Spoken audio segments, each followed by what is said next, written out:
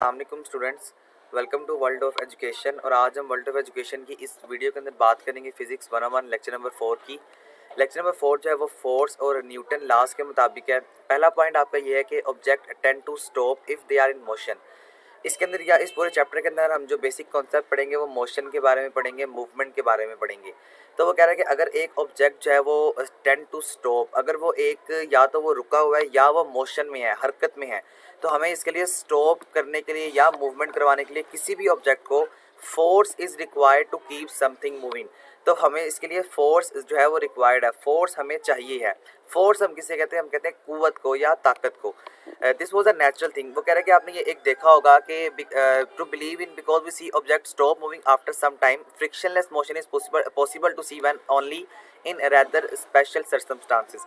इसका मतलब जनाब ये है कि अगर आपने ये चीज़ देखी है कि अगर आपके पास कोई गाड़ी का पहिया है, जिस तरह अगर आप बाइक ड्राइव करते हैं या आप जो है वो गाड़ी ड्राइव करते हैं, तो जब आप रेस को देना छोड़ देते हैं और आप क्लच को पकड़ लेते हैं, तो उसके बाद आपके पास जो होता है तो ये होता है कि थोड़ी देर तक हमारी गाड़ी चलती रहती है, लेकिन एक टाइम पे हमारी गाड़ी जो है वो आहिस्ता आहिस्ता आहिस्ता आहिस्ता होते हुए स्टॉप हो जाती है। तो ये क्यों होता है जनाब? ये फ्रिक्शन की वजह से होता है, क्योंकि हमारी जो गाड़ी होती है उसका टायर जो है वो और सड़क के दरमियान फ्रिक्शन पैदा होती है, रगड़ पैदा होती है, जिसकी वजह से फोर्स जो है वो रिक्वायर्ड होती है।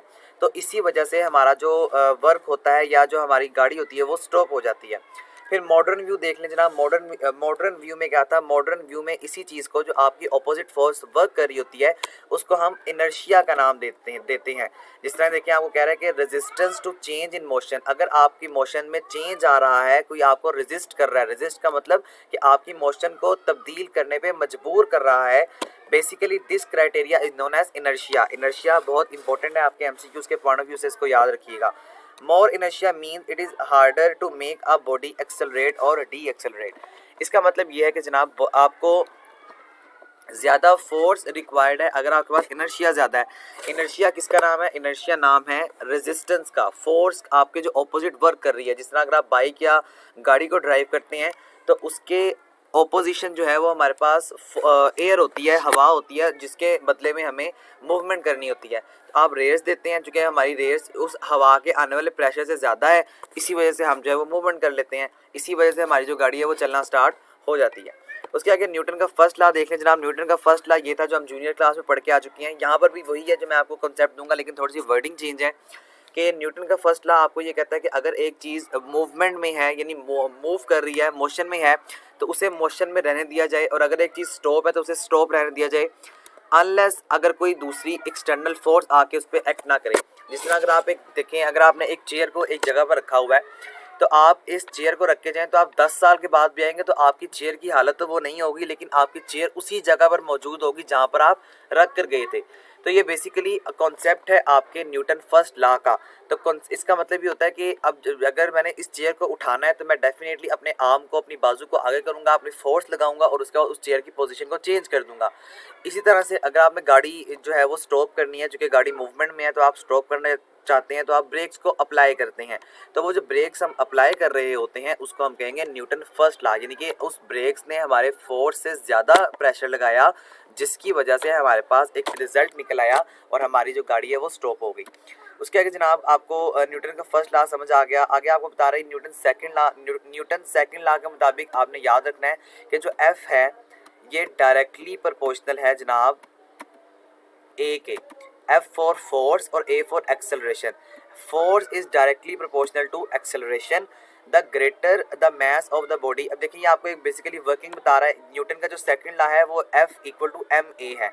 ये कैसे आता है इंशाल्लाह मैं आपको भी जो है वो इसकी कैलकुलेशन पूरी करके बता देता हूँ, लेकिन आपने इसका जो सेकंड लॉ का मेन पॉइंट है इसको याद कर लेना है।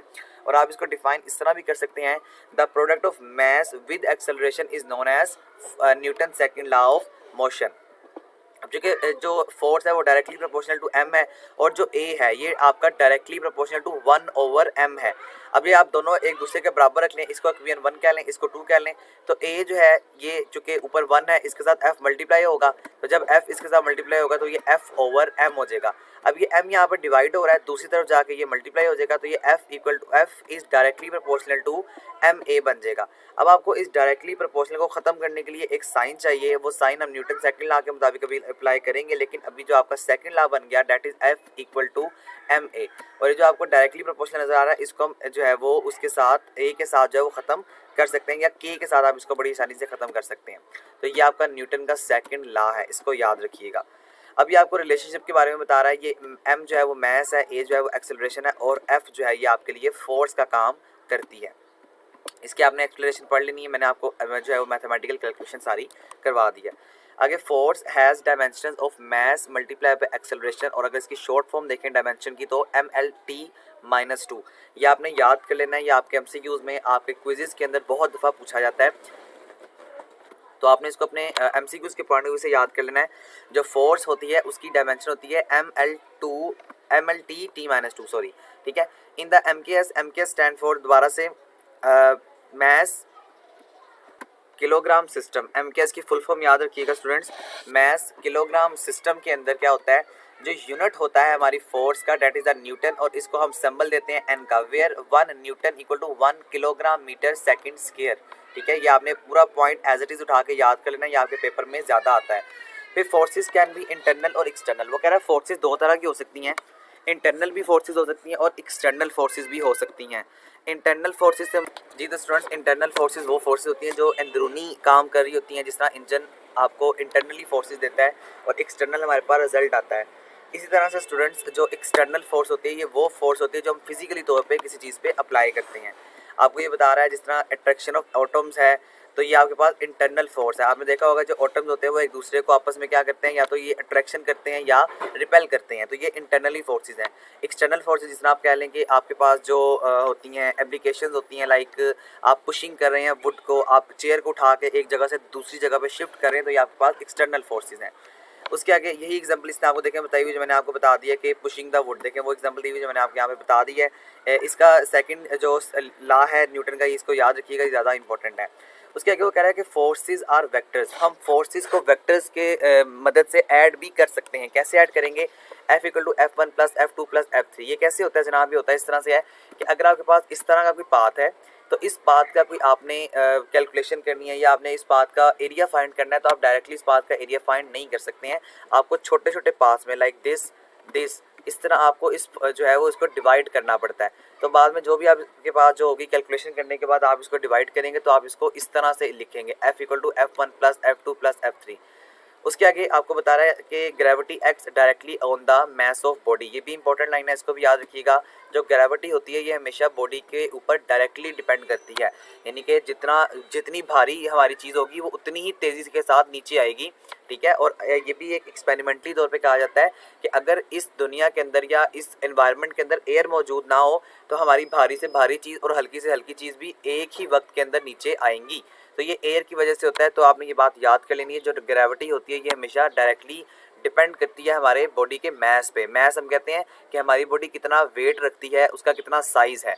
तो this is very important experimentally observation, Newton does not follow F equal to MS और the body of experimentally F1 equal to M1G। अभी आपको बेसिकली मैथ्स में बता रहा है कि F इक्वल टू MA को आप F1 यानी कि आप अगर फोर्सेस को डिवाइड करेंगे तो आप उस फोर्सेस को F इक्वल टू MG के नाम से लिखेंगे, और दूसरी फोर्स जो आप यानी आपके पास अगर दो मैसेज हैं तो आप दूसरी फोर्स को F2 इक्वल टू M2G के साथ जो है वो रिप्रेजेंट करेंगे, जबकि जी जो है ये आपकी एक्सेलरेशन को यहाँ पे डिपेंड कर रहा है। ये जो आपको ए नज़र आ रहा है, इस ए को हमने ख़त्म करके जी लिख दिया, चूँकि हम ग्रेविटी की बात कर रहे हैं, लेकिन याद रहे जी हमारे पास जो रिप्रेजेंटेशन है वो एक्सेलरेशन को ही कर रहा है। उसके आगे वेट जो है बॉडी का, हम उसको डब्ल्यू के साथ रिप्रेजेंट करते हैं, डब्ल्यू इक्वल टू MG। ये हमारे पास mass and weight to complete quantities का फार्मूला है, और इसको आपने याद कर लेना है कि ये बैलेंस करता है to weight a kilo of grabs on earth the same graph would have only 1/7 kilo on the moon. ये मून के बारे में बेसिकली बात कर रहा है, ये इतना इंपॉर्टेंट कॉन्सेप्ट नहीं है, लेकिन आपको ये बताया जा रहा है कि जो हमारे पास मैस या ग्रेविटी जो हमारे पास फार्मूला होता है, जिसको मैस जिसके ज़रिए से हम किसी भी बॉडी का मैस फाइंड कर सकते हैं, तो इस फार्मूले के थ्रू हम मैस बड़ी आसानी से फाइंड आउट कर सकते हैं। फिर न्यूटन का थर्ड लॉ क्या है जी? न्यूटन का थर्ड लॉ ये होता है कि हर एक्शन का कोई ना कोई रिएक्शन होता है। जिस तरह अगर आप एक बॉल को दीवार पे मारते हैं तो उस बॉल को जब वो दीवार के साथ लगती है उसके बाद वापस आ जाती है, क्योंकि जितनी फोर्स से आपने उसको दीवार के साथ हिट किया होता है उतनी ही फोर्स से आपके पास वो दोबारा वापस आती है। तो basically every action has reaction. This is the concept of Newton third law. ये न्यूटन के 3 लॉ थे जो कि बड़े इंपॉर्टेंट थे और आपसे पूछे गए थे। पेपर में भी आपसे पूछे जा सकते हैं। If action and reaction are always equal then what does a body accelerate at all. वो आपसे यहाँ पे क्वेश्चनिंग कर रहे हैं कि अगर एक्सेलरेशन और जो बॉडी आपकी रिएक्शन और एक्शन अगर बराबर हो सकते हैं, सॉरी मैं एक्सेलरेशन कह गया हूँ, क्वेश्चन दोबारा सुन लें प्लीज। अगर एक्शन और रिएक्शन जब अगर बराबर हैं तो what does a body accelerate at all, तो क्या बॉडी हमारी एक्सेलरेट करेगी? अगर करेगी तो वाई, कैसे करेगी? तो इसका आंसर आपको कंफ्यूज होने की जरूरत नहीं है। आंसर ये है कि acceleration of a body you must consider only the net force acting upon the body. यानी जो हमारी नेट फोर्स होती है वो उस पर एक्ट करेगी और हमारी बॉडी जो है वो उसी तरह से हमारे पास वापस आ जाएगी जिस तरह से वो गई थी, क्योंकि एक्शन और रिएक्शन की फोर्स हमेशा बराबर रहती है। ये आपको एक एग्जांपल दे रहा है, इस एग्जांपल को आप एक दफ़ा खुद से पढ़ लीजिएगा, होपफुली आपको ये समझ में आ जाएगा। स्टोन की बेसिकली एग्जांपल और बड़ी आसानी से है, बड़ी आसान है, तो आपको इसके अंदर समझाने वाली कोई बात नहीं है। तो स्टूडेंट्स ये आपका लेक्चर नंबर 4 था, होपफुली आपको समझ आ चुका होगा। अगर आप चैनल पर नहीं हुए तो उसको सब्सक्राइब कर लें। इंशाल्लाह आइंदा आने वाले तमाम दिनों में आपको इस तरह के लेक्चर्स मिलते रहेंगे। वीडियो अच्छी लगने पर लाइक और दोस्तों के साथ शेयर प्लीज़ जरूर कीजिएगा। Thank you so much. अल्लाह हाफिज़।